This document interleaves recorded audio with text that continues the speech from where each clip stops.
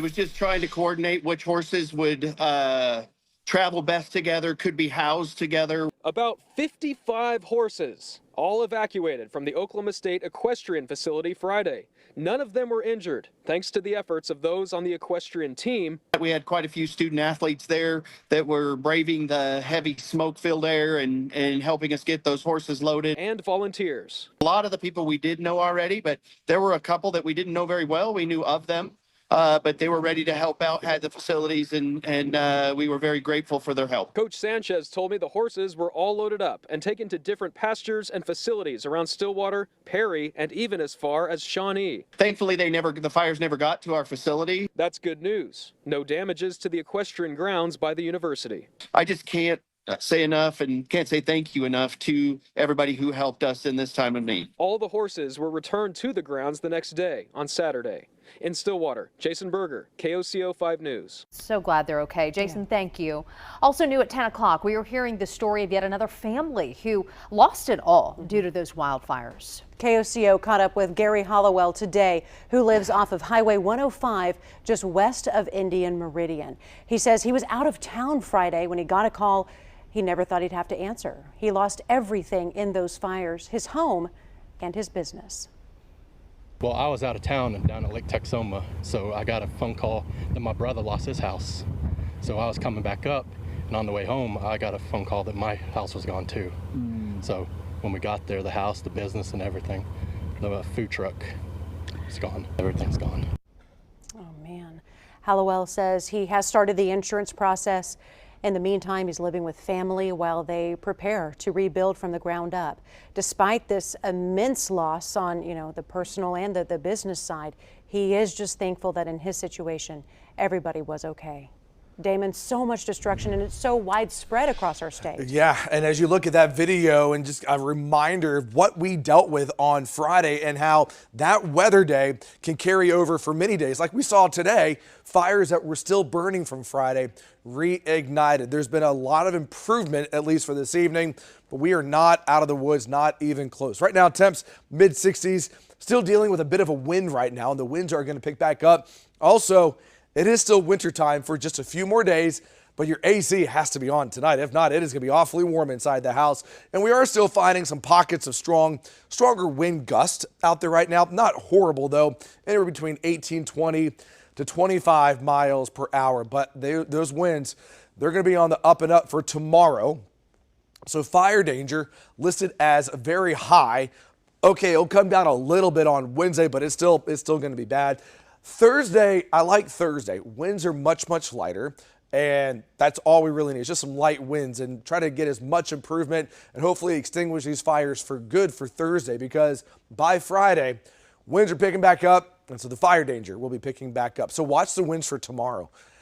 By 10 a.m., we're already gusting close to 40 miles per hour for central Oklahoma, about 30 out to the west. And we're just going to be in a wind pattern tomorrow where winds are going to be around 20 to occasionally up to 40 miles per hour. But just like today, they're coming in from the south, which means that we're not going to have that blowing dust like we had on Friday when they came in from the due west. And so southerly winds, at least visibility will be okay enough that should air support be necessary, planes will be able to fly. And then we're going to watch those winds continue to increase tomorrow afternoon.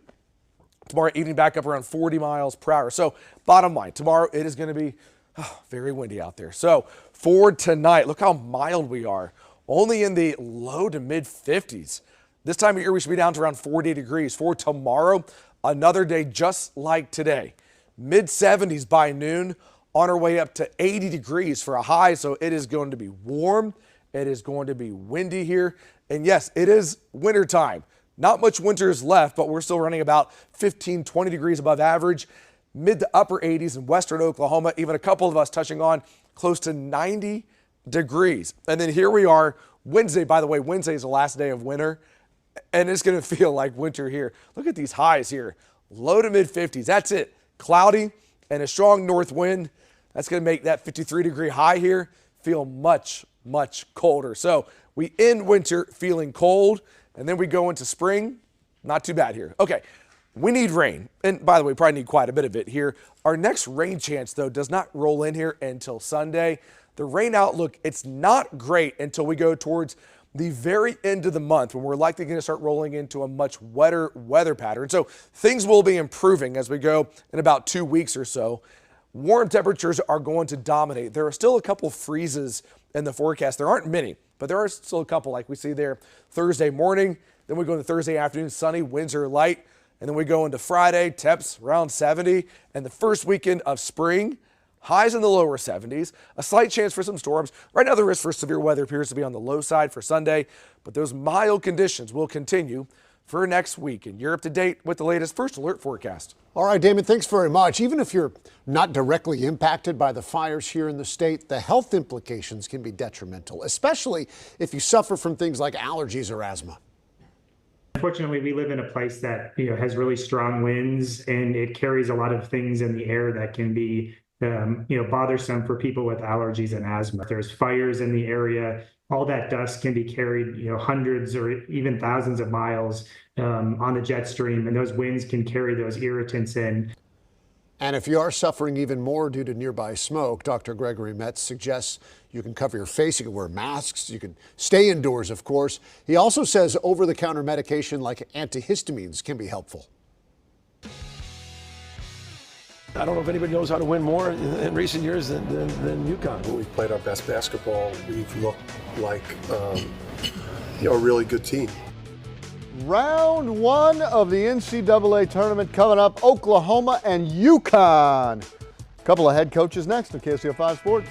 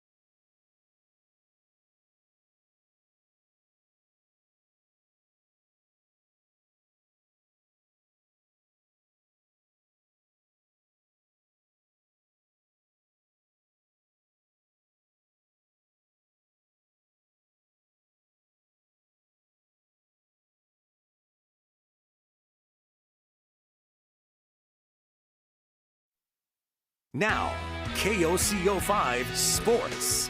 The conversation happened almost exactly 1 year ago. So Oklahoma head coach Porter Moser, he sat on the bench during a workout with one of his stars, Jalen Moore, and they made each other a promise. that they were going to get in the NCAA tournament this season.